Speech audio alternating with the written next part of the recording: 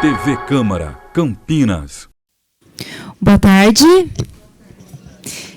Quero agradecer a presença de todas e todos. Quero agradecer também as pessoas que estão nos assistindo.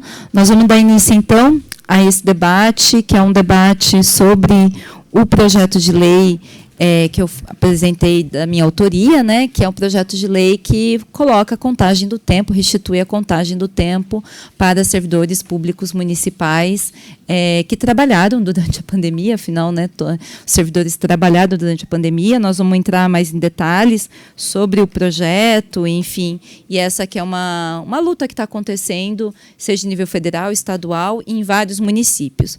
Antes disso, nós também queremos aproveitar esse momento, esse debate, para colocar alguns temas que, na verdade, dizem respeito também a servidoras e servidores, e aí a ideia é que a gente possa confluir as pautas, né? Porque senão a gente fica num processo de luta segmentados, né? Então, quando a gente reúne as pautas, a gente sabe que a nossa luta fica mais forte. Já agradecer de antemão, né, a presença da Maria Aparecida Cidinha, da Assistência Social, o Marco Rogério de Oliveira, que é professor adjunto na MF Silvia Simões Magro, e o Milton Gomes Nogueira, que é motorista especializado da CETEC, né, são os nossos convidados. Mas antes da gente entrar especificamente no tema do projeto da contagem do tempo, eu queria dar um breve informe sobre dois processos, e a gente vai convidar também a Flávia e o Augusto para falarem um pouquinho com vocês sobre esses temas. O primeiro tema que a gente queria dar um informe é sobre o projeto de lei 109 de 2023, que institui o bônus da educação, que está tramitando aqui na casa. Nós tivemos uma sessão ontem, né, hoje é quinta-feira, dia 30, então no dia 29, já que está sendo gravado, é importante, né, registrar. Ontem, quarta-feira, dia 29, teve a primeira votação desse projeto de lei que institui o bônus para a educação. Nós tivemos aqui a presença de pessoas, né, da educação, teve uma mobilização em torno disso. Temos duas pautas principais, né, que tem emendas que estão tramitando também, que foi emendas apresentadas pela oposição de esquerda, e com dois temas fundamentais, que é o tema da questão a reivindicação dos professores adjuntos e a reivindicação dos critérios que estão sendo utilizados no projeto para a concessão do bônus, né? Na verdade, então, foi aprovado ontem a votação da legalidade. Nós fizemos uma reunião com os servidores que estavam aqui presentes, nós fizemos uma reunião com o líder do governo, apresentamos as reivindicações. O líder do governo não se comprometeu com mudança, mas disse que ia apresentar para o governo. Então, por isso também nós deixamos a votação das emendas para a próxima quarta-feira. Então, quero já ressaltar que na próxima quarta-feira, dia 6/12, esse projeto entra na pauta novamente.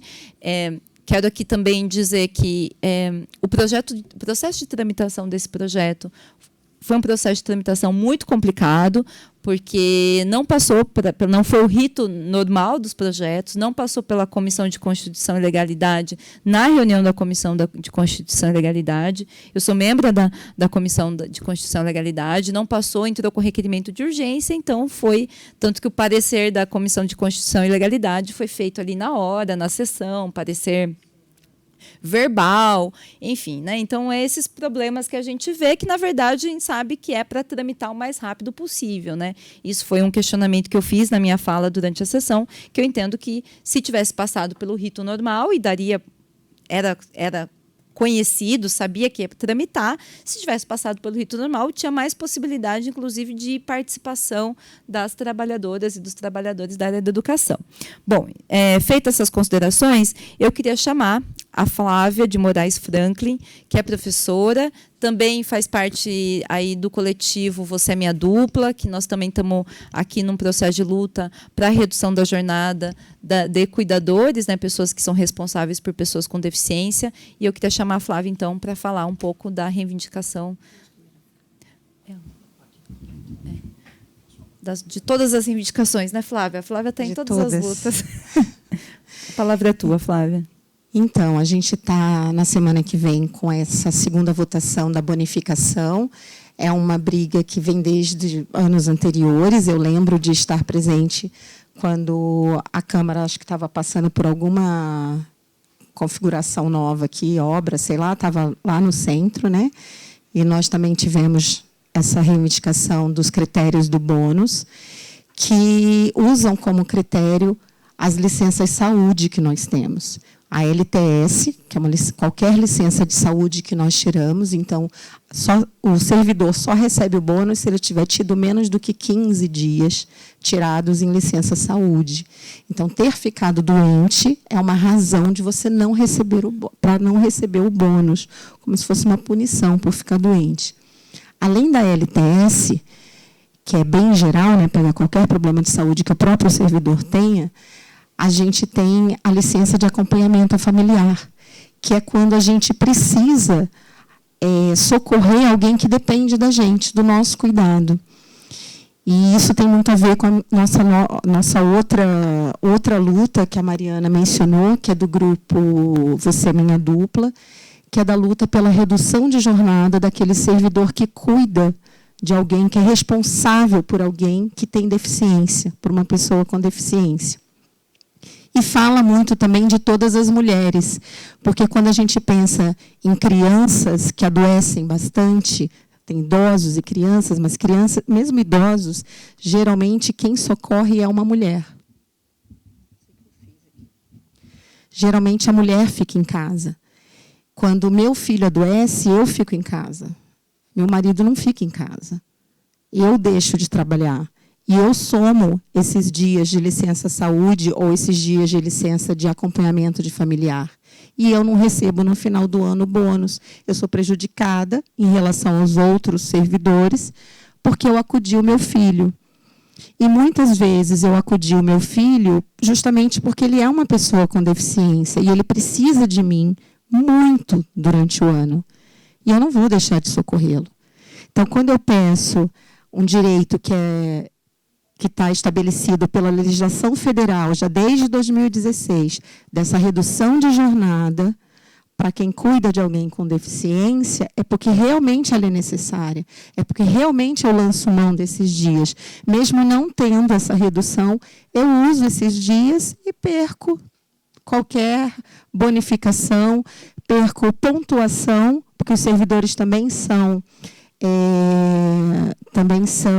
avaliados todo ano de várias formas e existe uma pontuação ao final do ano para cada servidor. Quando você vai escolher eu sou da educação, quando você vai escolher escola, escolher turma, são aqueles que têm maior pontuação que têm preferência. A minha pontuação é lá embaixo, porque eu falto muito. Porque eu tenho muitas licenças médicas, porque na pandemia o meu filho piorou muito, regrediu muito dentro de casa, trancado. Imagina um autista trancado dentro de um apartamento, sem poder sair. Ele regrediu muito. E aí eu fui tirando, quando falaram, agora você volta a trabalhar. Eu falei, não posso, meu filho está numa situação absurda, não tem como. E aí a gente vai somando isso. E eu não sou um caso único. Eu falo de mim, do meu caso, porque fica ilustrado e fica presente de uma maneira mais real. Mas é o caso de todas as mães, gente. Não só as mães que cuidam de alguém com deficiência. Pode não ser a mãe, pode ser a irmã, pode ser o filho, a filha. Mas de todas essas mulheres que cuidam de alguém que tem que parar.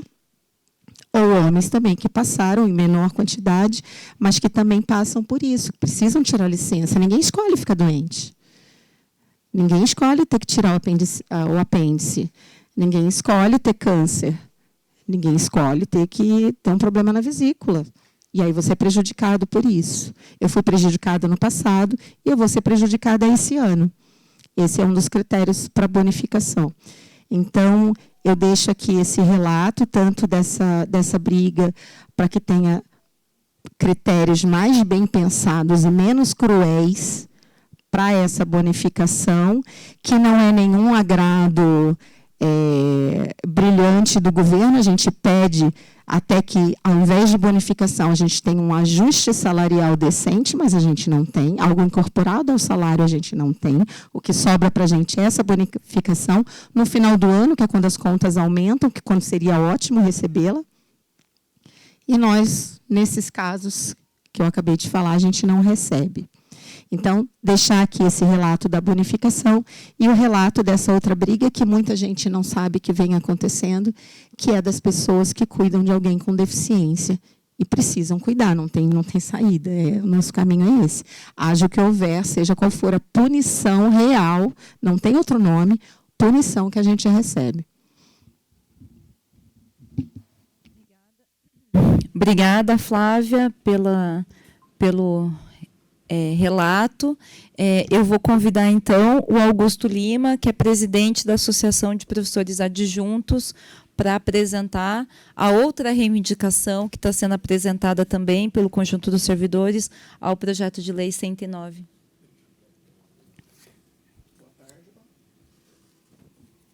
Boa tarde, todo mundo. Meu nome é Augusto, aqui eu represento a Associação de Professores Adjuntos, 1 e 2 de Campinas. Quem é o professor adjunto? Vou começar com essa fala, porque não sei se todo mundo sabe, quem é o professor adjunto. O professor adjunto, ele é um professor concursado, de titular de cargo, mas ele representa o professor substituto, quando há uma ausência docente, é ele que assume as aulas ou qualquer outra atividade docente dentro da rede municipal. Nós contamos hoje aproximadamente com 400 professores adjuntos aqui na rede municipal, que, dependendo da área de atuação, que nós temos professores adjuntos 1 e professores adjuntos 2, atendem desde a educação infantil até a educação de jovens e adultos. Tá bom? Tem uma proporção aí em torno de, a cada 5 professores titulares de turma, um professor adjunto. Então, para a gente entender mais ou menos onde nós estamos, existe um professor adjunto, que a cada 5 pessoas titulares, existe um professor adjunto. Bem, como que funciona a vida do professor adjunto? O professor adjunto aqui na rede municipal de Campinas, ele tem uma jornada mínima, que a gente chama de jornada nominal, que é a jornada mínima da rede municipal, que são 15 horas com o aluno, totalizando 20 horas na semana. E essa é a jornada, o salário base do professor adjunto. Tá? E como que funciona a substituição? O professor adjunto, muitas vezes, e eu falo com propriedade, que eu participei do grupo de trabalho, que comprovou isso por meio de relatório, que o professor, 90% desses professores assume jornada, turmas, acima dessas 20 horas semanais. Então, de fato, o professor adjunto, na substituição do professor titular de turma, ele vai assumir uma jornada acima das 20 horas semanais. E como que é paga essa jornada? Ela é paga por forma de carga suplementar de trabalho docente. Então, não paga-se uma jornada do professor. Paga-se como se fosse, a gente não pode chamar de hora extra, porque não é uma hora extra, é uma hora atribuída a ele, mas paga de forma diferente. Então, essa é a situação do professor adjunto, de maneira geral, aqui na rede municipal de Campinas. Bem, dito isso, eu vou entrar no mérito do bônus. A associação já se posiciona contra o bônus. Como a Flávia falou, nós entendemos que a valorização profissional deve passar pelo salário, pela valorização da carreira, não somente uma bonificação no final do ano. Dá a impressão de que é um Estado, no caso a prefeitura, uma administração neoliberal, gerencial, que apresenta uma precarização de forma geral do serviço público. E nós, da associação, nós lutamos contra a precarização docente, assim como a precarização do serviço público. Então, no mérito, nós somos contra, mas já existe essa bonificação, ela está aqui. E como que veio essa bonificação? Veio em cima do salário nominal. Então, o professor adjunto, de fato, ele trabalha acima das 20 horas semanais, isso 90% dos professores adjuntos trabalham acima, com essa jornada acima de 20 horas semanais, e quando vem receber o bônus, ele vai receber em cima do seu salário nominal. Ou seja, todo o trabalho que o professor adjunto ele desempenha durante o exercício da sua função, precípua, não é uma hora extra que ele vai atrás de trabalhar mais, condição da sua existência enquanto profissional é atender a população de forma integral, e com carga suplementar. Ele vem, na hora de uma bonificação, de uma valorização, dita valorização, colocar entre aspas, ele vem receber no seu salário nominal. Então, logicamente, a gente não pode concordar com uma situação dessa, porque a gente trabalha com uma jornada acima da nominal, e quando vem uma bonificação, isso não incide só na bonificação do final do ano, não. Incide em outras situações, como recesso, licença-prêmio. A associação tem ganho algumas ações contra a prefeitura, por conta que a justiça está entendendo que nós temos direito a receber. No ano anterior, nós conversamos com o Luiz Rossini, que era o como chama? Ele não era presidente, ele era representante da... Ele era o líder do governo. Líder do governo, é isso. Ele era o líder do governo e ele levou essa pauta também para a secretaria e a secretaria falou que ia rever essa situação e, pelo jeito, não reviu, né? Então, está aí mais uma situação. Os professores adjuntos se colocam contra essa bonificação, mas, existindo ela, nós pedimos que ela seja paga em cima do salário integral, já que é uma função do professor adjunto assumir essas turmas, essas aulas, acima da sua jornada nominal. É isso. Obrigada, Augusto. Eu acho que é importante a fala da Flávia e do Augusto, e lembrando que é isso, né? A gente tem aí uma caracterização de que a bonificação não é valorização, né? Então, valorização é aumento de reajuste salarial, é aumento salarial, é plano de cargos e carreiras, né? Toda essa luta que os servidores públicos municipais fazem, que é uma luta conjunta e unificada também, né? Mas que, tendo essa bonificação, que essa bonificação tenha critérios justos, né? E para todo mundo. O que nós vemos é que, na verdade, ao colocar a LTS, a LF ou também o salário nominal e não como referência, isso é uma forma de ir fragmentando ainda mais. A bonificação já é uma forma de fragmentar a categoria e, dentro da educação, se fragmenta ainda mais, né? Então, eu acho que é super importante que servidoras e servidores estejam cientes desse tema que está acontecendo. Vai ter a votação no mérito na quarta-feira, dia 6 de dezembro. Nós estamos aí chamando, convocando. É super importante a presença dos servidores públicos municipais estarem aqui presentes.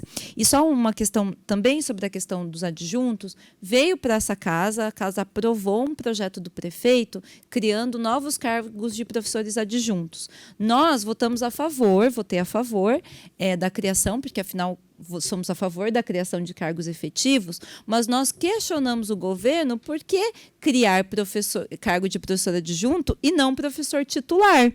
Porque, afinal, o professor titular, ele é o titular. Se vai criar cargo de professor, né, por que não criar cargo de professor titular? E aí nós vemos que, na verdade, tem sido uma prática da prefeitura não criar cargos de professor titular, contratar professores adjuntos para, né, o professor que teoricamente substituto, mas que está acabando, na verdade, sendo meio que uma forma de suprir a falta de professores titulares, exatamente por isso, né? Exatamente porque, na hora dos direitos, dos benefícios e também da bonificação, os professores adjuntos não recebem integralmente o tempo que é trabalhado. Então, essa é uma luta que tem sido feita na cidade.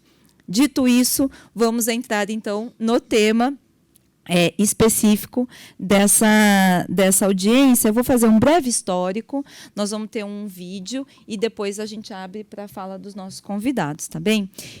Pois bem, então, na verdade, esse projeto de lei que eu apresentei, que é o projeto de lei, eu tenho o número aqui, 63 de 2023, ele foi um projeto de lei que nós dialogamos com vários servidores. Aqui a Cidinha está aqui, ela foi uma das impulsionadoras, né, que nos procurou, enfim, e a partir desse diálogo nós apresentamos o projeto de lei,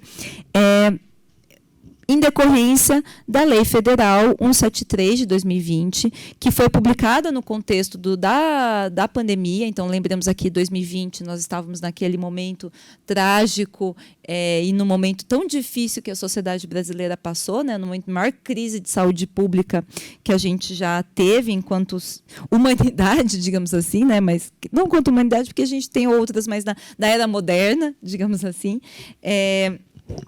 E essa lei complementar, no artigo 8º, ela proibiu, então, que o tempo trabalhado durante o período da pandemia contasse para a concessão de anuênios, triênios, quinquênios, licença-prêmio e demais mecanismos equivalentes que aumentem despesa com o pessoal. Então, na verdade, essa foi uma lei federal que foi aprovada pelo governo Bolsonaro no contexto da pandemia. E aí, assim, eu acho que não tem outra forma de dizer a injustiça que essa lei representa. É uma lei injusta. Afinal, servidores públicos trabalharam durante a pandemia, seja presencialmente, seja remotamente, e mesmo trabalho remoto, que muitas vezes é colocado como argumento para dizer como se trabalho remoto não fosse trabalho, e quem viveu o que foi o processo de trabalho remoto sabe muito bem o que é a dificuldade do trabalho remoto, de estar dentro de casa, com seus equipamentos, às vezes com os filhos dentro de casa, tendo que, sem os mecanismos, instrumentos adequados, sem formação, sem orientação, numa tensão constante, se volta para o presencial, se não volta, se tem condições, se não tem condições. Nós vivemos aí um governo, era um contexto de um governo que negava a pandemia, que negava a vacina, que boicotou todas as medidas de transmissão. Muitos servidores, assim como os trabalhadores em geral, atuaram durante a pandemia com risco, correndo risco de vida, com medo de levar a pandemia, a Covid, para dentro de casa, com pessoas adoecendo na família. Então, assim, eu acho que é importante, porque às vezes parece um passado tão distante, e felizmente passou, mas assim, é importante a gente relembrar todo esse contexto que nós vivemos durante a pandemia, né? Então, é uma lei injusta, né, que tirou aí a contagem de um tempo que foi trabalhado. Né? As pessoas trabalharam durante a pandemia e não têm hoje o seu tempo contado para anuênios, triênios, quinquênios e licença-prêmio. No dia 12 de julho de 2023, o Tribunal de Contas do Estado de São Paulo reconheceu o direito de contagem do tempo do serviço prestado entre maio de 2020 e dezembro de 2021. Então, o Tribunal de Contas do Estado de São Paulo reconheceu que esse deveria ser um tempo contado, entendendo que a Lei Complementar 173, a Lei Federal, ela possuía uma eficácia temporária durante o período da vigência do Covid-19. Nós podemos questionar a legitimidade dessa lei, mas já que ela foi aprovada, ela tem uma eficácia temporária e, portanto, o Tribunal de Contas entendeu que ela não deveria interferir na concessão de benefícios estatutários, né? Contudo, o governador Tarcísio de Freitas recorreu a essa decisão do Tribunal de Contas e, em julho de 2023, o Supremo Tribunal Federal concedeu uma medida liminar suspendendo os efeitos desse parecer do Tribunal de Contas até o julgamento do mérito. Veja, porque aí começou, eu acho que é importante discutir isso, porque aí começou uma discussão, e eu ouvi várias vezes durante os debates aqui na casa, o STF proibiu. Não é que o STF proibiu. O STF suspendeu os efeitos desse parecer do Tribunal de Contas até que fosse julgado o mérito, porque tem projetos em nível federal que estão tramitando sobre essa questão. Então, ele suspendeu, acho que, né, enfim, podemos aqui questionar o STF, enfim, né, da decisão, porque também são os vários aparatos aí do Estado, né, contribuindo para uma injustiça, né, mas não existe nenhuma proibição que se defina, que se faça essa contagem do tempo. Sobre a questão da tramitação do PL, dessa questão em nível federal, nós vamos apresentar aqui um vídeo, que é o informe que a deputada Sâmia Bonfim e a deputada Fernanda Melchiona, do PSOL, elas fizeram uma reunião recentemente, e aí a gente queria passar esse informe. Atenção, servidores! Nós acabamos de sair de uma reunião com o presidente da CCJ, o deputado Rui Falcão, para falar da necessidade de que seja pautado o PLP 40 e todos os outros apensados que dizem respeito ao descongelamento dos quinquênios, anuênios, sexta parte, que foi um ataque gravíssimo do Bolsonaro durante o contexto da pandemia da Covid-19 contra os servidores estaduais e municipais de todo o Brasil. Esse ano, esse PLP já andou em diversas outras comissões e agora só falta a CCJ, que a gente sabe é a comissão mais difícil, mais importante e final para que o projeto seja aprovado. E a gente está correndo contra o tempo, porque tem até o final do ano, quando a gente ainda tem a presidência do Rui Falcão, que se comprometeu conosco, está aqui presente diversas entidades, o ANS, a FASUBRA, ANADEP, FONACAT, e a FENAMP está aqui conosco também, e a FENASP também, que participaram dessa reunião. Houve um compromisso do presidente de que esse PLP vai ser pautado ainda esse ano. Mas para isso também, né, Fernanda, é importante muita mobilização das categorias, das entidades, para pressionar os deputados para que aprovem esse PLP. É isso, gente. Temos 3 semanas, mas aprovar na CCJ é fundamental para revogar essa maldade do governo antipovo Bolsonaro, né? Esse resquício do governo Bolsonaro. E para isso a gente vai divulgar o calendário, né? Foi atendido o pedido de incluir na pauta, mas para que seja aprovado, para que a obstrução da extrema-direita não inviabilize a votação do PLP 40 e os outros avançados, é fundamental os servidores lotarem a Comissão de Constituição e Justiça quando for pautado. Então a gente conta com a luta de vocês para fortalecer essa luta aqui na Câmara. Descongela já! Descongela já! Bom, então essa é a disputa que está sendo feita em nível federal, lá na Câmara Federal, com várias entidades, servidores públicos, e que, enfim, a gente fez questão de passar aqui para que também, entendo que a gente precisa também aqui no nosso município dar publicidade, né, e a contribuir para esse processo de mobilização. Eu quero anunciar a presença também do Rodrigo Caetano dos Santos, que é vice-presidente da FICAMP, Associação dos...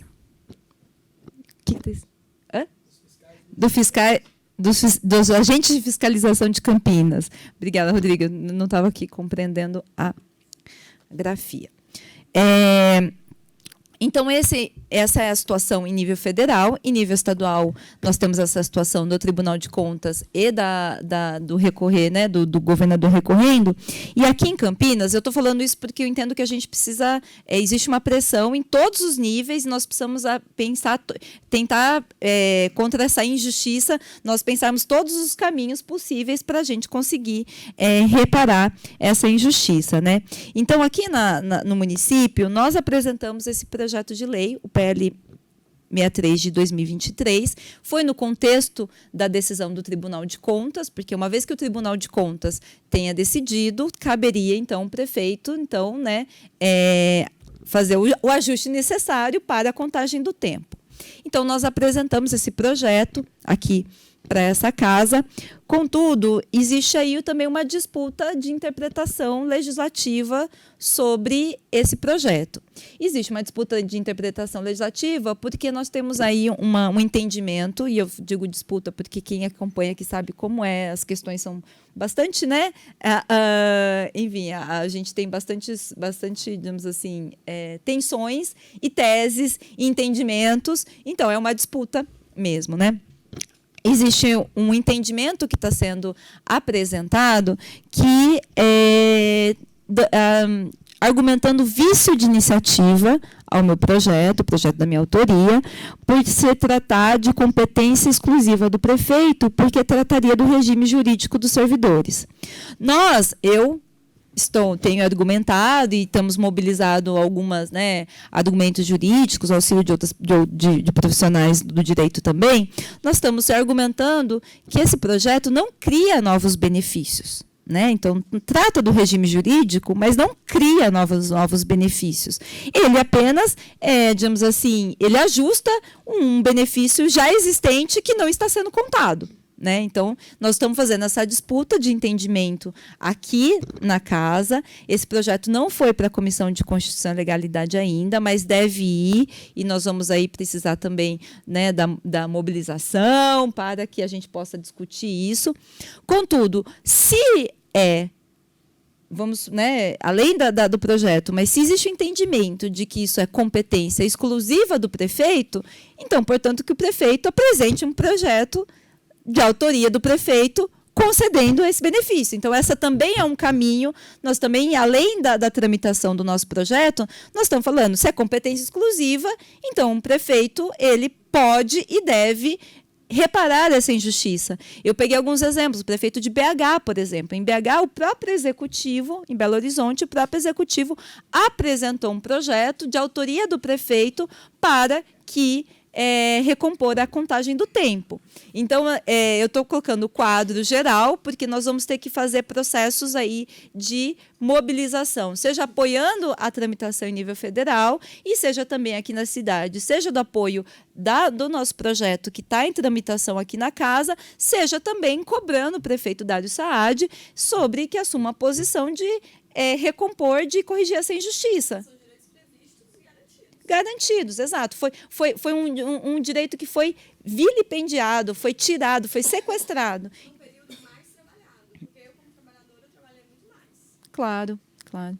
Eu acho que é importante, assim, depois a gente vai abrir para a fala, nós convidamos aqui pessoas que atuam em diferentes áreas para discutir, apresentar como vem o projeto, mas mais que isso, eu acho que é importante a gente colocar para a cidade de Campinas como foi o trabalho na pandemia, qual foi o papel que os servidores cumpriram durante a pandemia, porque isso, o respeito a esse direito está relacionado diretamente ao papel que os servidores públicos municipais cumpriram durante a pandemia, e aí depois da fala da mesa a gente abre para fala, quem quiser também intervir, fazer o relato, fica à vontade. Bom, para finalizar, nós temos um abaixo-assinado do nosso mandato, em apoio ao PL 63, em apoio à contagem do tempo. A gente está trabalhando, né? Quem não pegou, tem um panfletinho que nós temos aí dialogado com a população também. Tempo de trabalho é para ser contado. Nós temos o abaixo-assinado, que tem alguns milhares de assinaturas. Quem assinou, quero aqui agradecer. Quem ainda não assinou, peço para que compartilhe, que jogue nos grupos. E nós estamos, a gente está... aqui eu quero colocar uma proposta já, e eu quero, né, que vocês comentem, mas aí eu entendo que a gente precisa entregar esse abaixo-assinado. Então, a nossa ideia é entregar no dia 6 de dezembro, que vai estar na pauta, na sessão, a pauta da bonificação, mas também a gente trazer o tema da contagem do tempo e entregar para o presidente da Câmara, para o líder do governo, para o presidente, né? Entregar na figura do presidente da Câmara, mas pedindo para que o presidente da Câmara, como no seu papel institucional, faça o comunicado também né, dessa entrega para o líder do governo, para o presidente da Conchileg e para também a própria prefeitura. Então, nós queremos fazer essa entrega simbólica do abaixo-assinado. A gente está pensando em uma forma de fazer isso, então, nossa equipe aí a gente vai ajustar, mas a gente quer fazer uma entrega simbólica do abaixo-assinado no dia 6 de dezembro, quarta-feira. Então, quero aqui já convidar todo mundo, puder estar presente durante essa entrega, puder também ajudar a compartilhar, divulgar nos grupos, né? Tem aqui... nesse panfletinho tem o QR Code, basta você aproximar, já entra para o abaixo-assinado e, se puder, divulgar nos grupos, pedindo apoio aí, vai ser super importante, porque quanto mais assinaturas nós tivermos, mais força a gente vai ter, né? Então, a ideia é que a gente consiga, por todos os lados, fazer pressão e para que a gente consiga, então, reparar essa injustiça. Então, aqui falei bastante, encerro o meu informe, minha contextualização, e vou passar a palavra, então, para a mesa, começando com a Cidinha, pode ser? Pode. Cidinha, então, a fala é tua.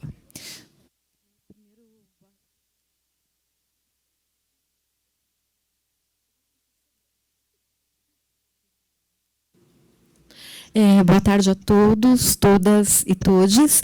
Em primeiro lugar, acho que eu queria agradecer a Mariana, não é? Porque quando nós, naquele grupo lá que começamos a discutir essa questão e foi falado da importância de talvez estar tentando via Câmara Municipal, a primeira pessoa que eu pensei foi a Mariana, porque é a Mariana que sempre nos apoia, quando a gente traz alguma demanda de reivindicação, é a pessoa que a gente pode contar. Então, queria te agradecer em nome de todos os companheiros e companheiras que estão aqui. Quando a Mariana pediu para contar um pouquinho, não é, de como que se deu na questão da assistência, no momento eu atuava no Centro Pop, que eu acho que foi o serviço da assistência que mais ficou na frente da linha de trabalho, não é? Mas, assim, não só o Centro Pop. Eu conversei também com os colegas do CRAS, do CREAS, de outros serviços, porque todos nós trabalhamos. Ninguém parou de trabalhar em nenhum momento. E lembrando, inclusive, a fala do ministro, no início da pandemia, quando coloca, nós consideramos que todos precisam receber, todos os trabalhadores de todas as secretarias. Mas, quando se trata da assistência, tem uma questão aí ainda maior, que quando iniciou a pandemia, o ministro da Saúde colocou que a assistência era uma das políticas prioritárias, junto com a saúde e junto com a segurança. Só que nós, assistência, como sempre, nós somos ali só para trabalhar, não é?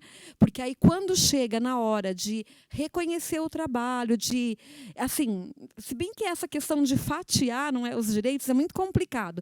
Quando ele devolve o direito para a saúde, ele devolve o direito para a segurança, a assistência fica de fora. Aí a assistência não é mais prioridade. Se bem que não é uma estratégia do governo, está dividindo as categorias, está dividindo os trabalhadores, e todos nós somos contra isso. Mas, voltando um pouquinho de como que se deu, não é, essa questão no nosso trabalho, eu vou começar pelo Centro Pop, que é onde eu trabalhava na ocasião. Para nós, assim, foi bem complicado. Nós, em relação aos outros serviços, ainda recebemos a máscara que era um pouquinho mais adequada, não é, que a esqueci o nome agora, F95, obrigada. E os outros serviços receberam a máscara de pano, não é, os CRAS e os CREAS. Aquilo foi muito revoltante para a gente. E no nosso caso, ainda falando um pouquinho, não é, do Centro Pop, a população em situação de rua foi dito no município que não teve Covid, não é? É assim, alguns morreram, né, por problemas respiratórios, mas não eram Covid. Só que quando eles tinham sintomas de Covid, por conta de vínculo, muitos, não todos, claro, mas vários usuários nos procuravam ali no Centro Pop. Quem estava ali na época, né, Camila, você acha que ainda estava, lembra disso.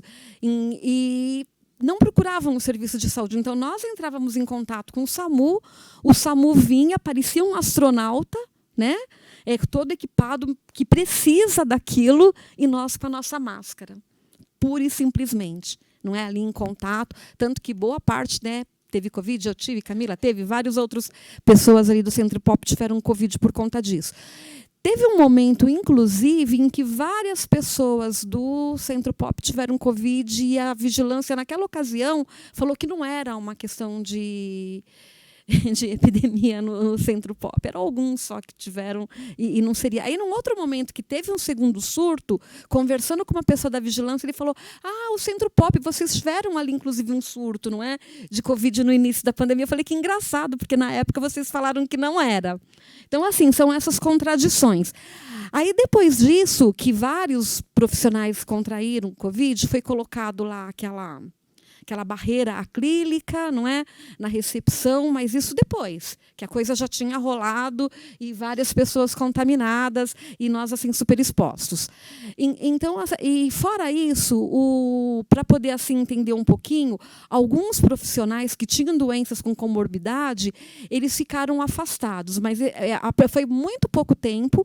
Posterior a isso, as pessoas começaram a trabalhar de via remota, não é? Com seus equipamentos, não foi fornecido, isso falando dos CRAS, dos CREAS mesmo, de nós, não foi fornecido celular, não foi fornecido notebook, não foi fornecido nenhum equipamento.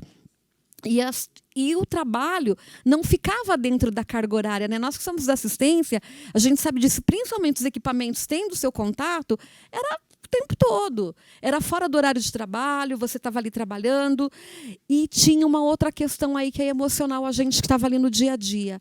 Contrair a doença e contaminar os seus familiares, contaminar os seus colegas, contaminar os seus vizinhos. Além de toda essa pressão, era o medo, né? O medo de morrer também. Porque quem contraía a Covid, na época nós não tínhamos ainda a vacina, não é? E nós ali, na frente de trabalho presencial, né? Trabalho remoto é trabalho remoto, mas assim, nós estávamos ali presencial, além de tudo, não é? E foi muito difícil, foi assim um momento de muita dor mesmo, não é? Acho que para todos nós. E aí, conversando com os colegas dos CRAS e dos CREAS, nesse período, também ninguém ficou afastado. As pessoas com comorbidade trabalharam de forma remota das suas casas, então elas trabalharam, né, com os seus equipamentos, e os CREAs, mas tinha os plantões também. Depois, acho que de um mês de pandemia, mais ou menos, teve os plantões dos CRAS e dos CREAs presencial. Então, tinha o pessoal que trabalhava remotamente por conta das comorbidades e os outros que trabalhavam presencial, para estar atendendo a demanda. Os CRAS entregaram muita cesta básica, muito cartão Nutrir, então era muito contato com a população. E na hora de ser reconhecido, né, enquanto trabalhador ali prioritário, nós ficamos só na hora do trabalho mesmo. Então, assim, bem resumidamente, né, porque se for para a gente falar, acho que tem tantas questões aí, acho que depois os colegas vão poder estar complementando, não é? E eu cheguei a ouvir também algumas pessoas falarem assim, poxa, não chega nem a ser 2 anos, é pouquinho tempo, não é? É quase 2 anos. A gente tem um exemplo aqui da colega, não é? Que se não fosse esses 2 anos, ela estaria recebendo a 6ª parte. Isso é muito significativo no salário. Então, é uma perda muito grande. Não é só esses quase 2 anos. Não é? Então, acho que a gente está aqui, eu acho uma pena, até porque eu imaginei, porque a gente mobilizou bastante, tem todo um grupo aqui que está atuante, né, nessa questão da mobilização, das assinaturas. Eu acho que foi bem bacana a quantidade de assinaturas que a gente conquistou até agora, mas eu acho que aqui tinha que estar lotado. Porque assim, é uma questão que é uma briga nossa, de todos os trabalhadores, não é? Porque é aquilo que está dizendo no slogan mesmo, o tempo trabalhado, né, tem que ser contado. E é uma perda da nossa vida. Não basta tudo que a prefeitura vem colocando, aproveitando a oportunidade, a gente sabe que a prefeitura está propondo aí o trabalho remoto, não é? Agora pode, né? Que passou, então eles estão fazendo essa proposta. E muitos colegas avaliam, poxa, que bacana, é um benefício para a gente. Aí eu pergunto, é benefício como? Você vai trabalhar com uma cadeira que não é a cadeira adequada, você vai trabalhar com o seu equipamento e você vai trabalhar além da sua jornada de trabalho, porque é isso que acaba acontecendo. Aí, se você tiver alguma questão porque a sua cadeira é inadequada, a prefeitura não tem responsabilidade nenhuma, porque o equipamento é teu. É você que tinha que providenciar. Então, é mais uma questão aí para a gente também refletir, para a gente pensar. Tá bom? Acho que, resumidamente, é isso. Depois os colegas complementam. Obrigada. Obrigada mais uma vez, Mariana. Obrigada, Cidinha, obrigada pelo relato e também pela parceria aí, né, enfim, né, que a gente esse projeto de lei tem muito a mão da Cidinha aqui. Eu vou passar a palavra então para o Milton. Milton, você quer que eu te aviso com 10 e 15, pode ser? 10 minutos e 15 minutos? Eu te aviso.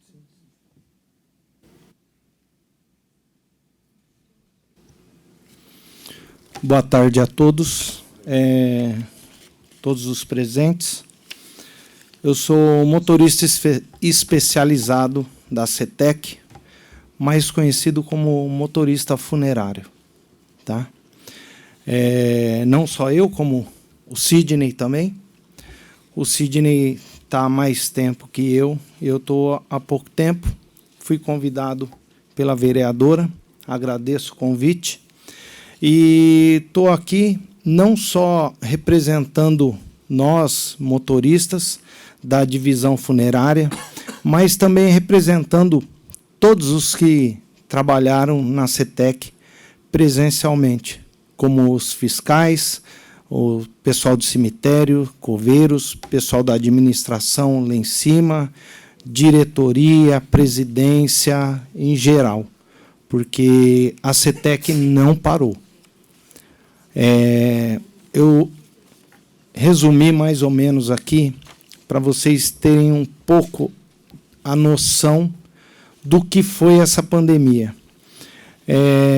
Quando começou a pandemia, por causa de problemas de saúde, 6 motoristas foram afastados, né? Nós temos um total de 23 motoristas. E, dentre esses 6 motoristas, no quadro nosso efetivo, basicamente aí foram 4 de dia a menos e 2 à noite, porque a CETEC não para, ela é 24 horas, principalmente o serviço funerário. Se vocês ficarem na frente daquele portão 2 horas da manhã, 2h30, 3 horas, é carro saindo e carro entrando. A gente não para. Nós não paramos, né? Bom,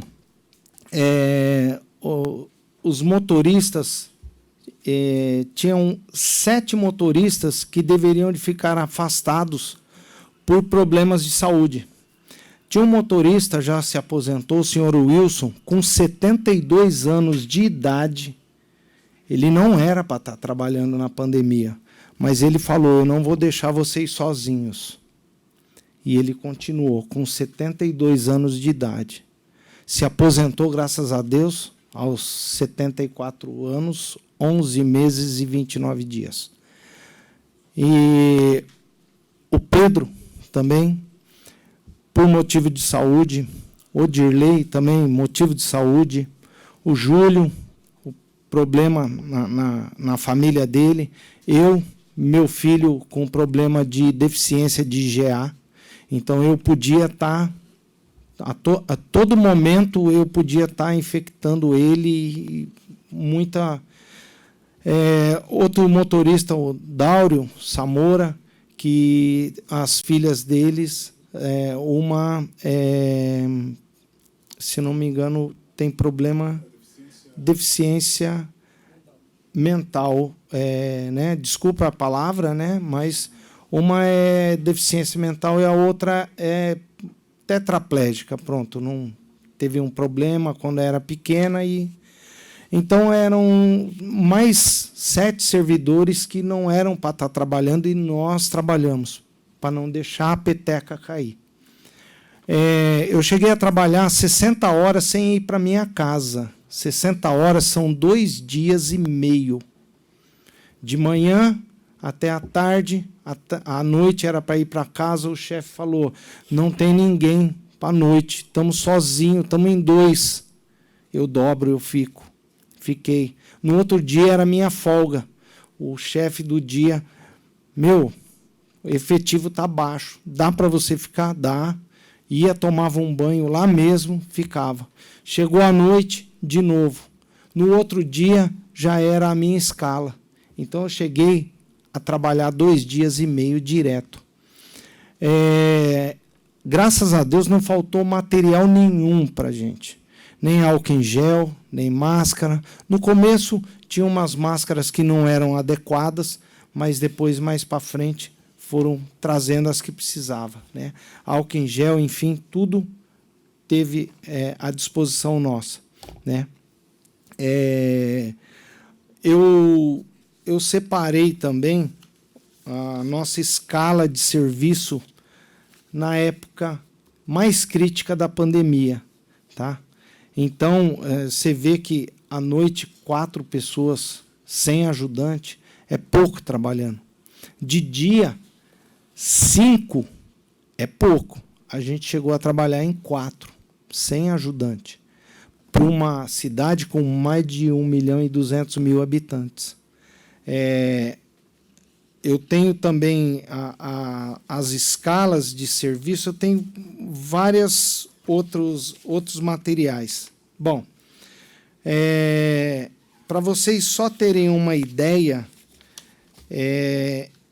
em 24 horas, em Campinas, em tempos normais, o falecimento são de 20 pessoas a 25 pessoas, em 24 horas. Na pandemia, teve um pico de 66 óbitos em 24 horas. Em 13 dias, que eu tenho até, está aqui comigo, todos os óbitos desses 13 dias, ocorreu 648 óbitos. É claro que nem todos eram de Covid, mas acidente de trânsito, atropelamento em rodovia, enfim, mortes violentas, né? Então, em 13 dias ocorreu 648 óbitos. Do começo do ano até agora, de 10 meses trabalhados, que eu tive férias em fevereiro, eu manuseei e transportei 660 corpos esse ano. Agora, para vocês verem, em 13 dias, 648. É claro que não foi eu que transportei e manuseei todos, mas era uma média de 50 corpos dia. Então, isso em residência, a gente chegava na residência, o SAMU também estava assim, com muito serviço, eles não conseguiam, né, ensacar realmente as pessoas que eram Covid dentro da residência, ficava para a gente fazer. Então, realmente foi uma cena de guerra, uma cena horrível. Só quem tem cabeça mesmo para trabalhar aonde nós trabalhamos, aonde nós convivemos a maior parte do nosso tempo. E se arriscamos muito em levar para dentro de nossas casas, né? E outra coisa, só para tentar terminar,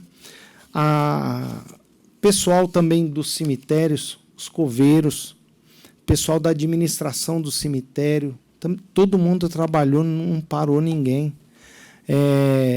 Os auxiliares de necrópsia do serviço de verificação de óbito, tudo bem que foi suspenso o serviço de verificação de óbito, mas o pessoal da necrópsia trabalhou.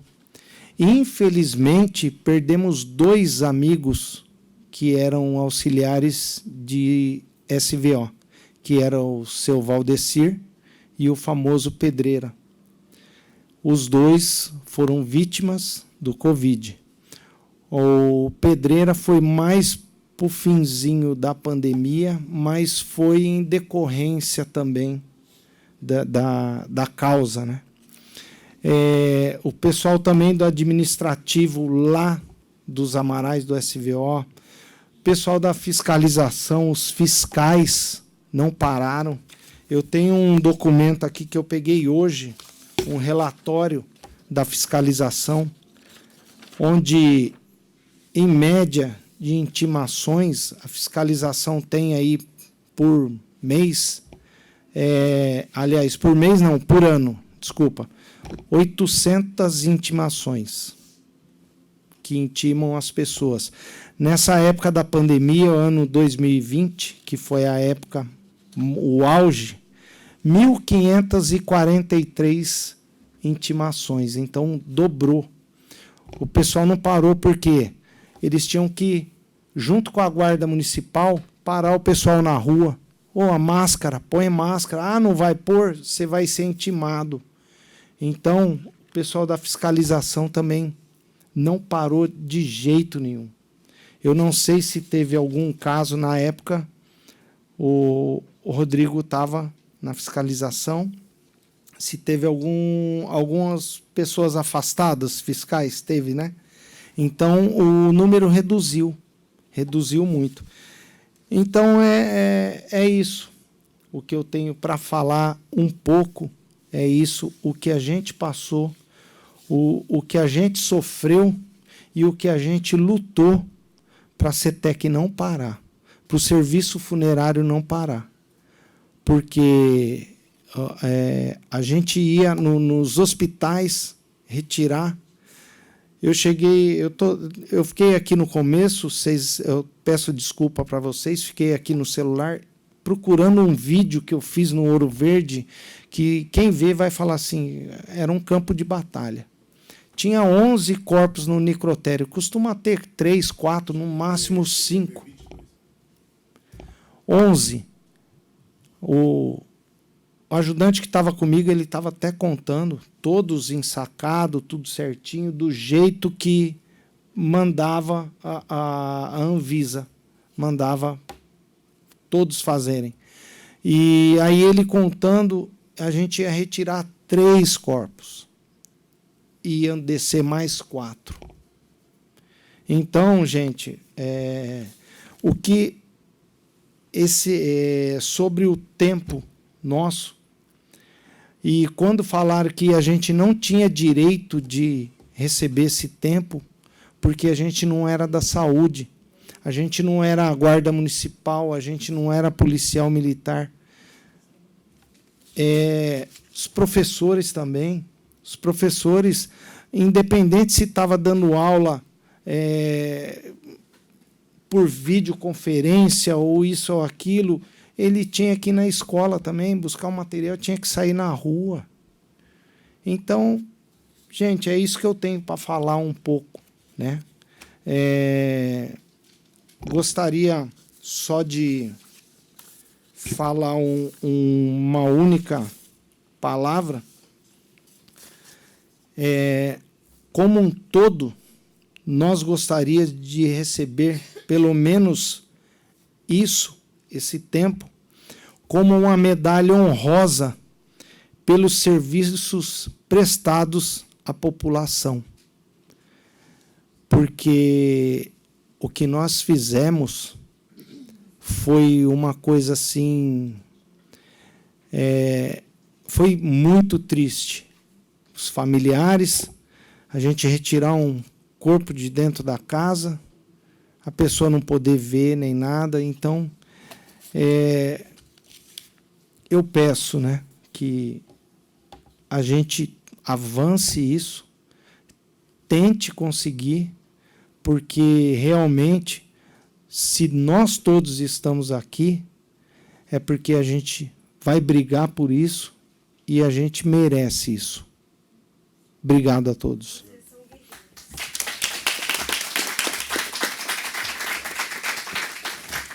Obrigada, Milton. Quero primeiro agradecer os trabalhos, né? Não só o teu trabalho, todo o trabalho da equipe da CETEC, né? Assim como de todos os profissionais. E agradecer também esse relato, né? Acho que é super importante, contribui bastante e fortalece aí a urgência e a importância da gente estar lutando para que essa justiça seja feita e essa injustiça seja reparada. Tá bem?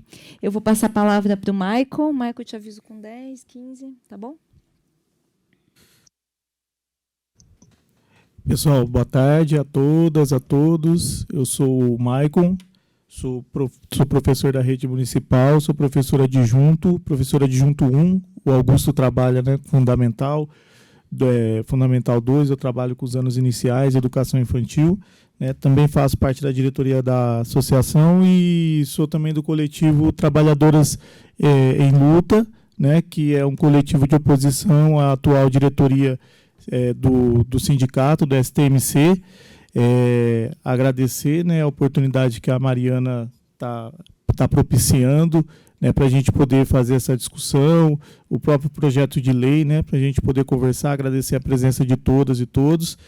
E só brevemente, né, pra gente, é bom a gente lembrar que essa retirada, né, da contagem do tempo de serviço durante a pandemia, a pandemia caiu como uma luva para o governo Bolsonaro, porque a gente sabia que seria um governo de ataques à população, à classe trabalhadora, aos servidores públicos, e aí a pandemia e essa lei aprovada na época foi uma lei dos sonhos, né, do governo Bolsonaro, uma oportunidade que ele teve, que ele usou para atacar os servidores. A gente se lembra muito bem do Paulo Guedes falando da bomba no servidor, no bolso do servidor, né?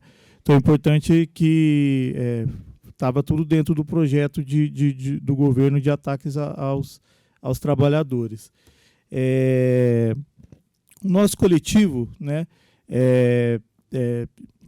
o coletivo Trabalhadoras em Luta, né, a gente pensa que esse tema deveria ter sido colocado, inclusive, na campanha salarial, né, que na última campanha salarial, que isso não ocorreu, né? A gente teve, inclusive, muita dificuldade de fazer os debates, de participar dos setoriais de discussão para elaborar as propostas da pauta salarial, né? Os espaços que a diretoria do STMC criou eram espaços de difícil participação da categoria por conta dos horários, né? Eram espaços burocratizados, onde era difícil se colocar as posições. As assembleias que a diretoria do sindicato criou convocou na época, eram assembleias fakes, onde a gente não tinha oportunidade nem de fazer o uso do microfone. Então é importante destacar isso, que essa discussão da recontagem do tempo de trabalhado, o sindicato deveria ter cumprido um papel nesse sentido, de ter colocado na campanha salarial, de ter organizado a categoria já para fazer uma pressão no governo Dário. E não foi o que aconteceu. Então, acho que é importante destacar. Falar um pouquinho do trabalho na pandemia, né? Assim como, né, os demais companheiros da assistência, né, o pessoal da CETEC, todas as áreas, né? A gente da educação, por mais que num primeiro momento a gente tenha feito um trabalho, digamos, à distância, né? Isso, o trabalho ele não parou, né? A gente realizou um trabalho virtual, a gente elaborava atividades para as crianças, trabalhava na plataforma Google Meet, elaborava aulas virtuais, né? Muitos professores, e isso impôs uma dificuldade, porque é isso, né? A gente tem que não foi oferecido nenhum suporte técnico para os professores, não foi oferecido equipamento, foi dado uma plataforma, um acesso, um e-mail, uma senha, e para que a gente fizesse um contato com os alunos e articulasse durante a pandemia aulas e atividades, né? Os alunos, por sua vez, também não tinham muita dificuldade de acesso, ou porque não tinham equipamento, porque não tinham celular, não tinham, a maioria deles não tinham como acessar, né? E a administração se vangloriou pelo trabalho em tese pelo trabalho ter continuado, né, durante a pandemia as aulas, mas foi dentro dessas condições, né, de dificuldades. Professores, um minuto de uma aula que você prepara, que você grava para uma criança, demora muito tempo, né?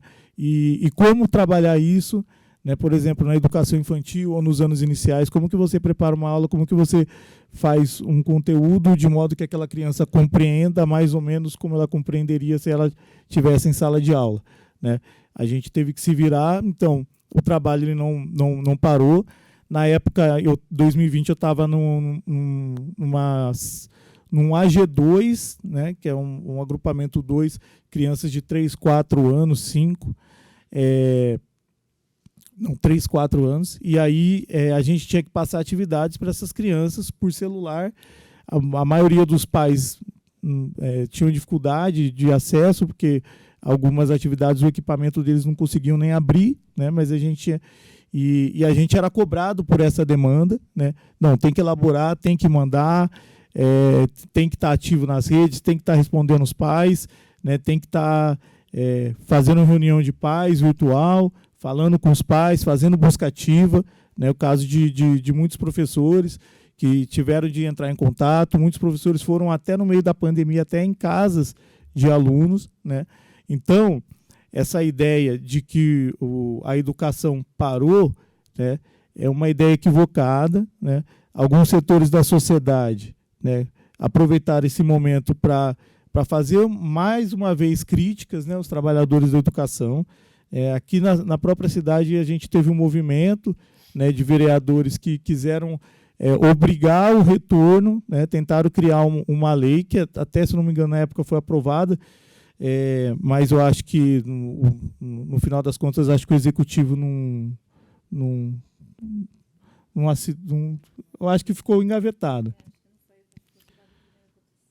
E aí, né, que era uma lei que obrigava as escolas a abrirem em qualquer situação, né, e obviamente, né, a gente do coletivo, né, Trabalhadores em Luta, a oposição sindical em geral, a gente teve uma posição muito contundente de organizar os professores para reivindicar o não retorno, né? E foi muito importante essa nossa reivindicação de não retorno, porque a gente ajudou a evitar uma tragédia ainda maior, né?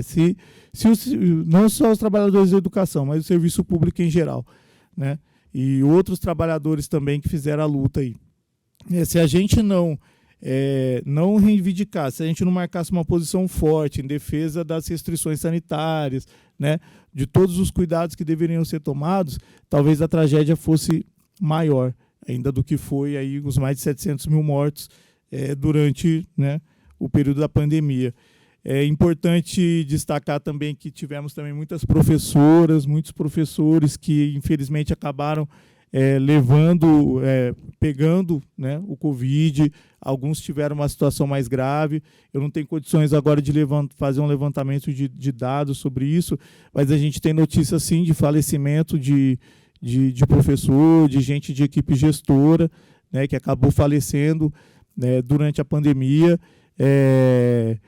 Uma coisa que foi muito recorrente por parte do Departamento de Saúde era que, quando essa questão era de alguma maneira levada, a resposta era que não era possível saber se o profissional adquiriu a doença na escola, né?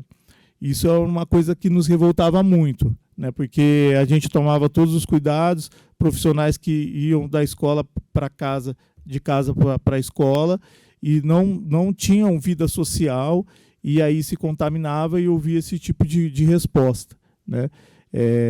Que não sabia onde tinha se contaminado, se era na escola ou se era em outro lugar, porque era óbvio que era no ambiente de trabalho. Na educação infantil, e aí agora já falando um pouco do retorno. Na educação infantil, o retorno foi muito difícil, né? Porque foi um retorno gradual, que eram 25% de crianças em sala de aula, num primeiro momento, depois de muita pressão para o retorno, aí a gente retornou. E assim, era muito difícil a questão higiênica, dos cuidados de distanciamento, porque na educação infantil, qual que é o papel da educação infantil? Trabalhar o coletivo, né? Trabalhar a troca, a socialização. E aí você chega na escola e você tem que fazer uma roda de conversa com distanciamento. Você tem que fazer uma atividade e as crianças têm que estar de máscara, e você tem que fazer uma atividade e a criança não pode... você precisa ter um cuidado, não podia nem usar todos os objetos, tudo que a gente poderia antes fazer o uso, a gente não podia usar, né? Então era uma série de restrições que a gente tinha, uma série de cuidados que tinham que ser tomados, e a gente não conseguia concretamente fazer isso, porque era impossível, né? Você tem crianças ali pequenas que querem brincar, que querem interagir, que querem fazer uma atividade, não tem como você ter aquele distanciamento. O uso da máscara era uma coisa muito difícil. Tinha criança que usava corretamente, mas tinha criança que não, né? A gente mesmo ali no dia a dia, você vai fazer uma troca de uma criança, você vai dar um suporte de higiene, você vai conversar de maneira mais próxima com a criança. Nem todo momento a gente consegue manter o uso correto do equipamento de proteção. É muito difícil. Então o retorno foi muito complicado, foi muito traumático. A gente sentiu, as professoras, os professores, sentimos muito medo. E aí o caso das mulheres, né, principalmente, né, são mães, né, muitas cuidando dos mais velhos em casa, com todo esse receio. Muita gente adoeceu mentalmente, inclusive, né? Então, além do Covid, tem toda a questão mental, né, do sofrimento em termos de saúde mental que a gente passou. E quando a gente fez o retorno, então era um retorno no qual a gente, além de fazer o atendimento presencial, ainda tinha que manter uma relação virtual também com as crianças que não estavam indo. Então aí o trabalho duplicou, né?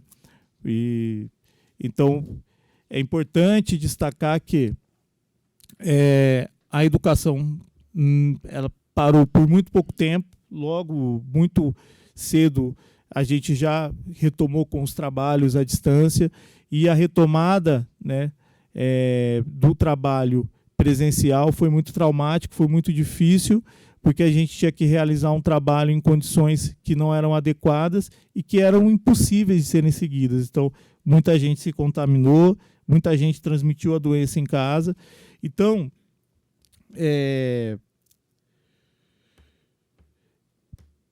a gente, nesse sentido, o congelamento, né, da contagem do tempo de serviço foi um golpe muito grande para os servidores públicos, né? porque nós estivemos aí nos diversos segmentos de trabalho na linha de frente, né, no atendimento à população. Nosso trabalho foi essencial e aí, né, foi um golpe muito duro que a gente sofreu. Como a Mariana colocou, né, se o governo tiver realmente, né, interessado, né, no sentido de valorizar o servidor, de demonstrar respeito, né, aos servidores públicos de Campinas, ele pode muito bem criar uma lei, então, se é o caso, né? Acho que a lei, no caso da vereadora, acho que está correta. Eu não sou do direito, mas a princípio concordo com os argumentos. Acho que o prefeito poderia, então, se ele acha que tem um vício de iniciativa, poderia criar um projeto de lei, então, de autoria do executivo, né? E ele poderia, inclusive, já ter feito isso há muito tempo, né? Inclusive, se a lei, em um determinado momento, impediu ou impede ainda a continuidade do tempo de contagem, ele poderia criar outros benefícios, outras formas de contemplar os servidores e driblar a lei. Por que não premiar os servidores com uma contagem especial, então, por exemplo? Então, assim, tentando caminhar para a finalização,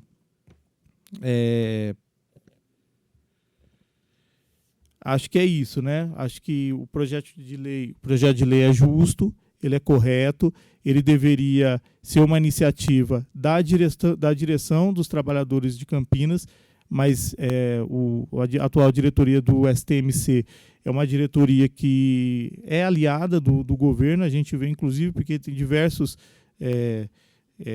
pessoas ligadas a essa diretoria, ou que já foram ligadas, estão, inclusive, em cargos dentro do governo.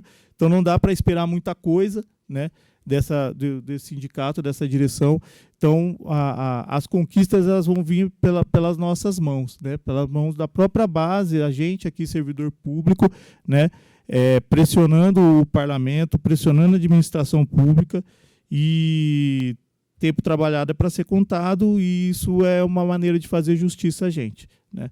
Mais uma vez, agradecer a Mariana, agradecer a todas, a todos, e luta que segue. Vamos com tudo, pessoal. Valeu.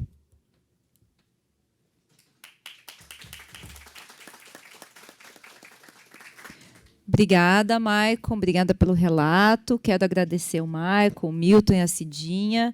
Em nome deles, quero agradecer todos os servidores públicos que trabalharam muito durante o período da pandemia, né? E a gente abre, então, para a fala do público, para as manifestações, considerações. Só antes, rapidinho, eu acho que é importante lembrar, então, aqui deixar o convite, todo mundo, no dia 6, nós vamos fazer a entrega desse abaixo-assinado. No dia 6, quarta-feira, também a votação da bonificação da educação. E vai ser muito importante se todo mundo mandar para os seus amigos, para os seus colegas, o abaixo-assinado. Então, a gente tem esses dias aí, um sprint final para a gente conseguir aí conversar e dialogar, para a gente conseguir o maior número possível de assinaturas para a gente fazer a entrega do abaixo-assinado, tá bom? Então, Augusto, e quem quiser mais manifestar, pode só levantar a mão que eu vou anotando as inscrições. Tá certo. Pode falar. Eu vou iniciar a fala só para complementar a fala do Maicon. Colocar também na questão da educação a questão dos professores adjuntos, né, que a nossa militância, a minha militância está mais voltada nisso. Os professores adjuntos, durante a pandemia, muitos deles não tiveram sua jornada, como eu apresentei como carga suplementar, atribuída a ele. Então, os professores adjuntos que passam por atribuição ao longo do ano, né, vão assumindo aulas ao longo do ano com afastamentos de diversas naturezas, em 2020, foi um período que muitas professoras e muitos professores adjuntos não tiveram turmas atribuídas, porque, apesar de existir um afastamento do profissional titular de sala, ou de uma diminuição do aumento de serviço e atendimento às crianças, essas turmas, essas aulas não foram atribuídas ao professor adjunto, né? O professor adjunto, além de passar por toda a problemática, né, de não receber o quinquênio, licença-prêmio desse período, nesse período ele não foi remunerado de acordo com o seu trabalho, né? Então, eu queria só pontuar isso também na fala do Maicon, porque é um ponto a mais, né, na precarização e no que utilizou-se da pandemia para guardar o erário, né? O erário foi guardado ali, muito bem guardado.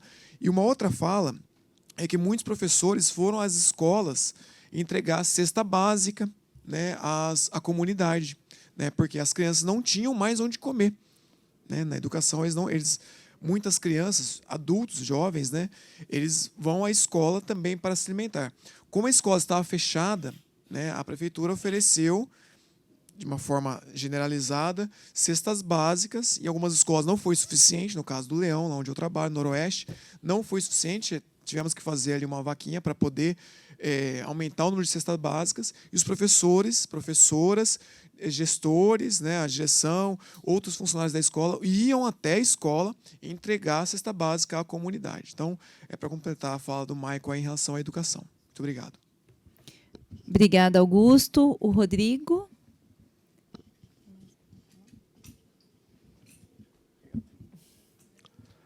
Em nome da vereadora, eu gostaria de saudar todas as mulheres presentes. Em nome do Newton, todos os homens, né? Boa tarde a todos. Da parte da CETEC, eu vou dizer, porque no período da pandemia eu estava à frente da fiscalização, estava como gerente da fiscalização. Eu lembro no episódio que a gente conseguiu vacina para os motoristas funerários, no primeiro momento, porque eles estavam num enfrentamento constante e ninguém sabia se posicionar do que podia, não podia. Cada hora era uma determinação. Eu fazia parte do comitê que era encabeçado pelo Sidney Furtado da Defesa Civil, onde vinham as determinações e eram reuniões diárias e todo dia uma coisa nova. Acho que 3 ou 4 motoristas foram vacinados no primeiro dia e postaram na rede social comemorando, né? Alguns guardas municipais e outros servidores começaram a criticar e essa vacinação foi suspensa, né? Toda a ação realizada no município, seja pela Guarda Municipal, pela Polícia, pela Saúde, por todos os órgãos envolvidos, ela não acontecia sem a fiscalização. Seja a fiscalização da CETEC, do urbanismo, da saúde, do PROCON, que ia junto. Toda a operação estava junto. Eu lembro que chegou um determinado momento, e era normalmente operação surpresa, se reunia no subsolo da prefeitura, só o chefe de gabinete sabia, na época, o chefe de governo, que era o atual secretário de Segurança, o Cristiano Bige, aonde ia. Chegou um dia, eu juntei todos os fiscais num canto e falei, viu, vamos embora, não vamos para a operação. Todo mundo vacinado, tinha umas 300 pessoas para a operação. Todos vacinados, menos os fiscais que iam na frente fazendo serviço. Aí eu fui no secretário, comuniquei que a gente ia embora, né? Ele pediu para a gente rever, acompanhar, mas aquele dia que no outro dia ele garantia que a fiscalização ia ser vacinada. Isso realmente aconteceu, né? Começou a vacinação. Mas, assim, tudo foi na marra, né? Eu não vou entrar no mérito de sindicato, de não sindicato, eu acho que todos aqui são agentes políticos, né? Então, cada um sabe de si aqui. É uma vergonha a categoria vir falar de 2 anos parado e ter 30 pessoas no plenário. É uma vergonha a categoria fazer isso.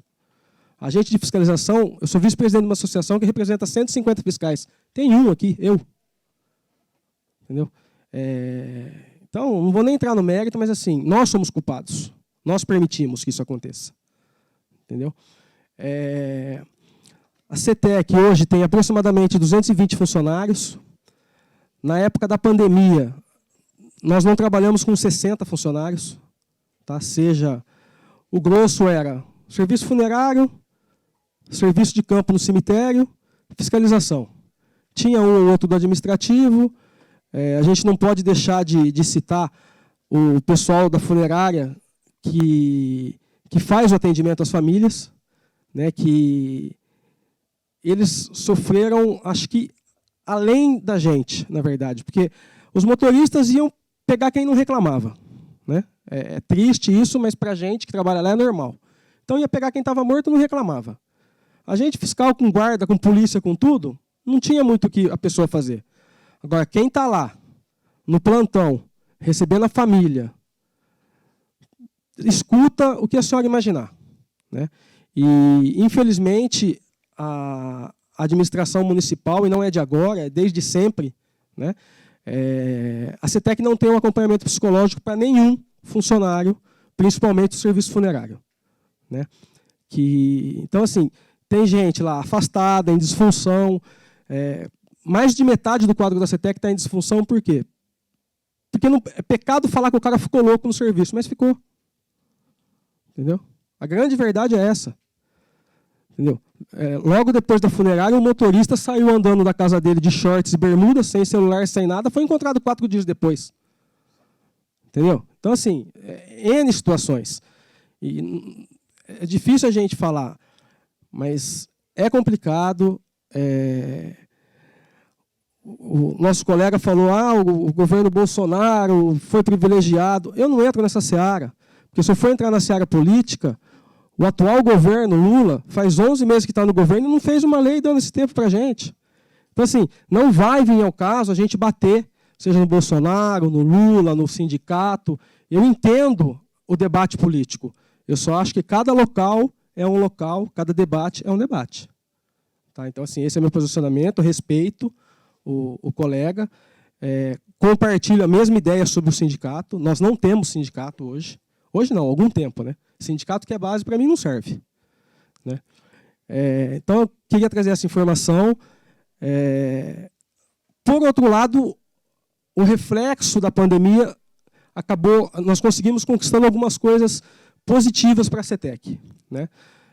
Nós conseguimos provar para o município, principalmente para as autoridades que acompanhavam, que os carros da fiscalização à época não tinham condições de rodar. Eu acredito que todos devam ter visto aquelas Kombi Zero que a gente andava, né? Que a porta andava amarrada, não tinha step.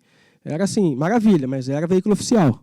E a funerária, recentemente agora, conseguiram alguns veículos locados, como a fiscalização também conseguiu um ano atrás. Tem carro lá, os carros mais novos que eles usavam, que é a Saveiro adaptada, aquelas brancas, o mais novo tinha 300 mil quilômetros. É carro que roda 24 horas. O carro não para o motorista. O carro não para. Né? Eu lembro que, do episódio que o Nilton falou, de trabalhar 2 dias e meio, era uma loucura. A CETEC tem um puxadinho para os motoristas, não dá para falar que é um alojamento, é um puxadinho, né? Onde eles têm um momento de descansar, porque como é escala, eles são em 6, 7, 8, dependendo do turno, 2 saem, 2 estão esperando o serviço. Né? Nunca dá certo de estar todo mundo lá, porque é o que o Milton falou, os óbitos em Campinas são muito grandes. E a gente não pode pensar só em Campinas, a gente tem que pensar em grande Campinas. Porque vem gente para cá de todo lugar. Até bem pouco tempo atrás, os moradores do entorno de Campinas também eram enterrados em Campinas de maneira gratuita, porque não tinha necessidade de provar que era residente em Campinas. Né? O que acabou aumentando ainda mais a demanda da funerária. Tá? Só para encerrar, normalmente eles carregam um corpo por viagem. Na pandemia, vocês chegaram a carregar 4, 5, 6, porque saía da CETEC para buscar um corpo. O chefe ligava, viu, tem outro. Tinha ocasiões que chegava ali, o motorista quase não cabia. Se não tivesse a separação da parte da frente para de trás do carro, eles não estavam dentro. Então, assim, a questão do tempo, eu acho que é salutar, vereadora, essa luta, a gente só pode agradecer. Eu gostaria de solicitar material digital, além desse que eu já peguei, porque assim, eu fiquei sabendo dessa plenária ontem, só, eu não sabia, eu não estava em divulgação. Pode ser uma falha por eu não estar na CETEC, eu estou emprestado para a Guarda Municipal, estou prestando serviço na Guarda Municipal. Né? Então, mas eu acho que assim, todos aqui, a gente precisa se comprometer e assumir o papel de cada um tentar convidar 10 para trazer 5 no dia 6. É uma entrega simbólica para o presidente da Câmara? Vamos fazer a entrega simbólica. Porque se vier todos nós aqui, os 30 que estão aqui, nós vamos passar vergonha. Tá? Só isso para encerrar. Obrigada, Rodrigo. Mais alguém quer fazer uso da fala? No dia 6, a sessão começa às 6 horas da tarde, né? 6 horas da tarde. Acho que a gente ainda não definiu exatamente qual momento, mas a gente poderia, até para não ficar muito corrido, que eu sei que muita gente tem, né, não consegue chegar a tempo, tem trânsito, etc. e tal. Então a gente poderia definir lá pelas 7, 7h30 tem um intervalo, geralmente, não é bem fixo, mas 7h30 tem um intervalo entre. Então, depois das 7, a gente fazer o processo da entrega. Tá bom. E nós vamos divulgar também. Se ninguém mais quiser fazer uso da fala. Tá, mas rapidinho? Tá bom. Eu quero só fazer uma complementação aqui, que o Rodrigo estava falando. Lembrando, né, do pessoal, dos agentes funerários que recebiam as famílias, os atendentes funerários, que são os que arrumam os corpos. Aí as pessoas pensam assim, poxa, mas corpo de Covid ninguém arrumava. Punha lá dentro da urna, lacrava, né, e ia para o cemitério. E aqueles que não sabiam se era Covid ou não? Então a pessoa tinha que fazer o tamponamento, tinha que limpar, vestir, tudo. Então eles correram muito risco também. Correram muito risco. E o pessoal também da administração lá, que chegava a documentação, as declarações de óbito, que o médico assinava lá, isso, aquilo, e passava tudo à mão deles, que nem o papel contém muito vírus. Então, o médico que atestava o óbito lá no serviço de verificação de óbito tinha acabado de mexer num corpo lá, dali a pouco vem, cata, sem tirar a luva, a mesma caneta, isso, aquilo. Então, assim, mais uma vez eu quero agradecer à vereadora, porque uns tempos atrás eu conversei com um vereador também aqui de Campinas, e ele falou que ia ver sobre isso, sobre o tempo. Não falou, não me deu resposta. A única pessoa que atendeu ao meu pedido e ao de vocês também foi a vereadora. Conversei também com o pessoal do sindicato para tentar correr atrás disso. Eu acho que aqui não tem ninguém do sindicato aqui, né? Claro que não. Não.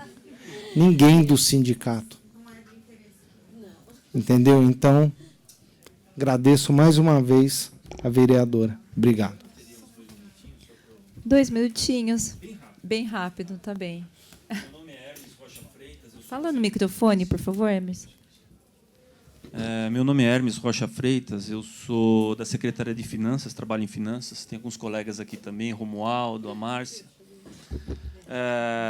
Primeiro, eu gostaria de agradecer pelo convite e também parabenizar pelo brilhante projeto. Eu acho que é o caminho que a gente tem que seguir. Todos nós, servidores, trabalhamos muito. Eu não vou ficar aqui relatando o que finanças fez durante a pandemia, mas trabalhamos aqui vários depoimentos fantásticos. O do Milton, da CETEC, é assim, emocionante. Eu acho que é algo que tem que ser mostrado até para a população, para entender, para os políticos, né, para o prefeito. E é o seguinte, nós estamos sendo penalizados, porque a LC 173 2020, ela tinha um período, era temporário, era restrito. Quando o legislador, lá em 2020, resolveu fazer esse programa de combate ao Covid, ele não sabia o que vinha pela frente. E a intenção, imagino eu, do legislador foi de conter despesas, gastos. E essa LC 173 ela mexeu na Lei de Responsabilidade Fiscal, que é a lei orçamentária, e tinha o prazo até 31 de dezembro de 2021. O que acontece é que isso está irradiando efeitos tanto na questão da lei orgânica municipal, que é a questão de adicionais, quinquênios, etc., quanto em direito previdenciário também, porque nós, servidores, Nós estamos mensalmente ganhando quase 2% a menos, estamos contribuindo menos para a Camprev, ou seja lá qual é o... Estamos contribuindo todo mês. Não, a gente está... na verdade, de contribuir, tá? Se eu tivesse ganhando... Por exemplo, eu tenho 10 anos de prefeitura. Eu estou ganhando só 8% de adicional, eu deveria estar ganhando 10%.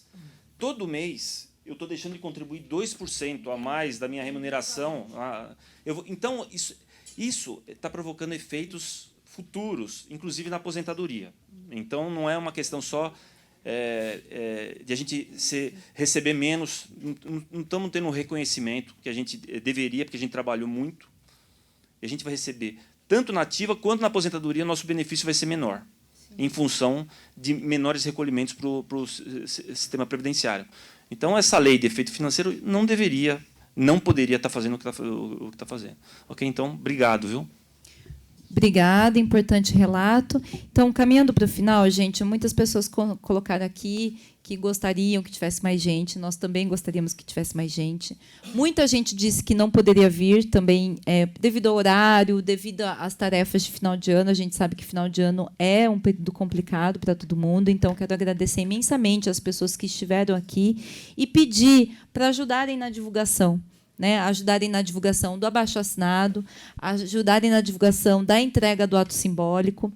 Vocês deixaram um contato na lista de presença, o nosso gabinete vai entrar em contato, vai mandar para todo mundo. Alguns já recebem, alguns não recebem ainda, mas a gente vai mandar também. Puderem ajudar a compartilhar, a espalhar, enfim, nos grupos, nas redes, e convidar todo mundo também para seguir as nossas redes sociais. Né, tem aqui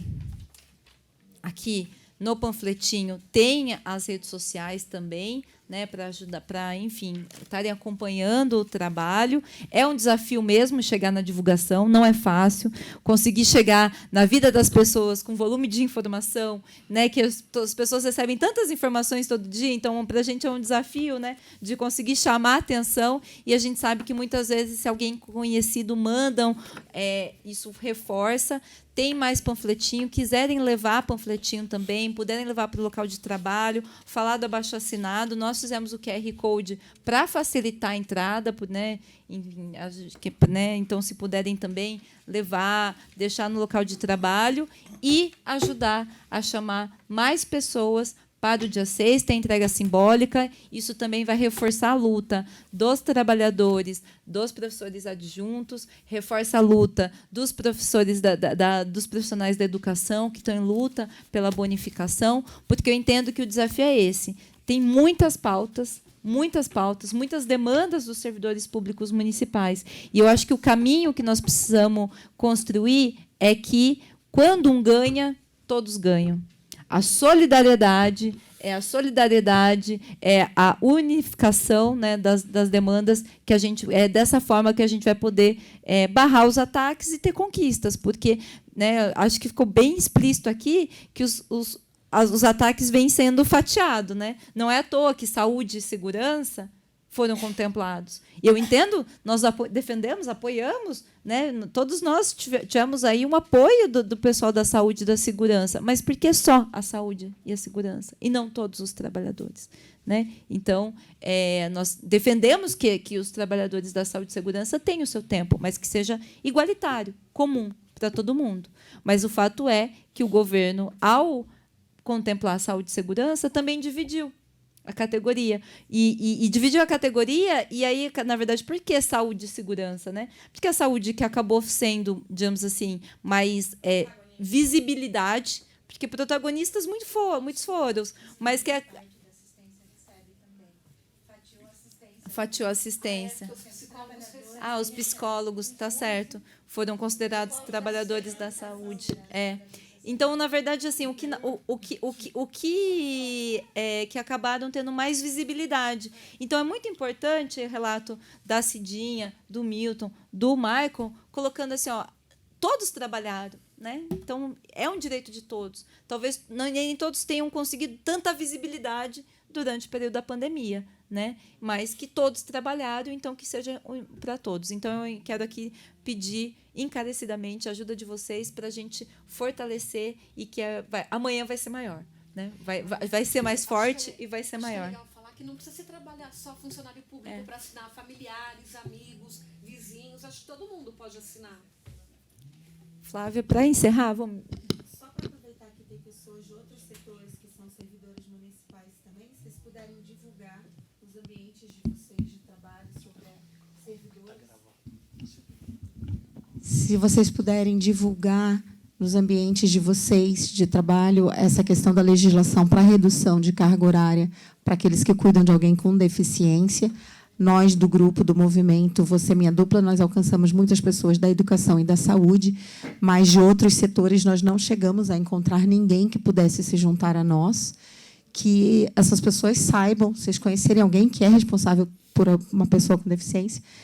Às vezes as pessoas não sabem que elas têm esse direito e que a gente pode pleitear que a prefeitura dê esse direito para a gente. Então, peçam para entrar em contato ou com a Mariana, por essas redes sociais, ou pelo Você Minha Dupla. Importante isso que a Flávia coloca. Acho que é só importante dizer que, na verdade, existe uma lei federal que estabeleceu a redução de 30% a 50% da jornada de trabalho para os servidores que são cuidadores de pessoas com responsáveis por pessoas com deficiência. O STF teve uma decisão que essa legislação se aplicaria também a todas as instâncias, então estados e municípios, em caso não tivesse legislação própria.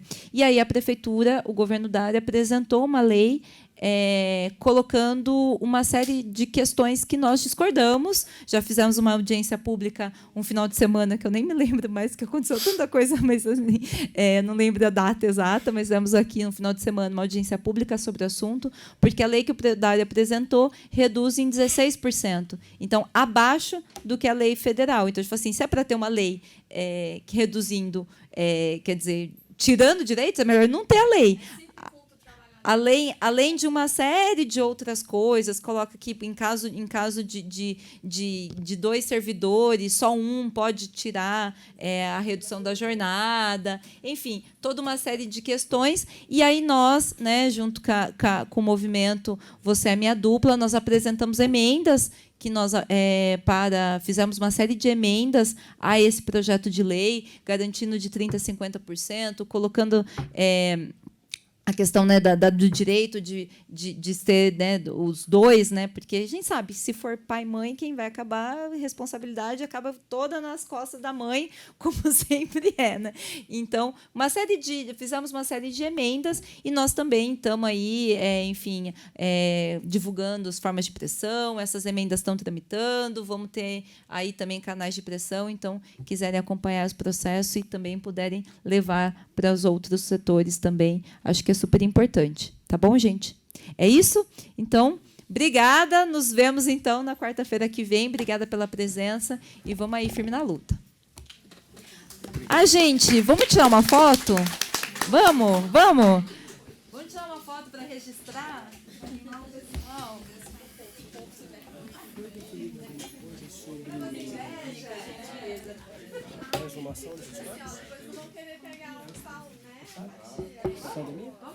Se o quê? Se foi...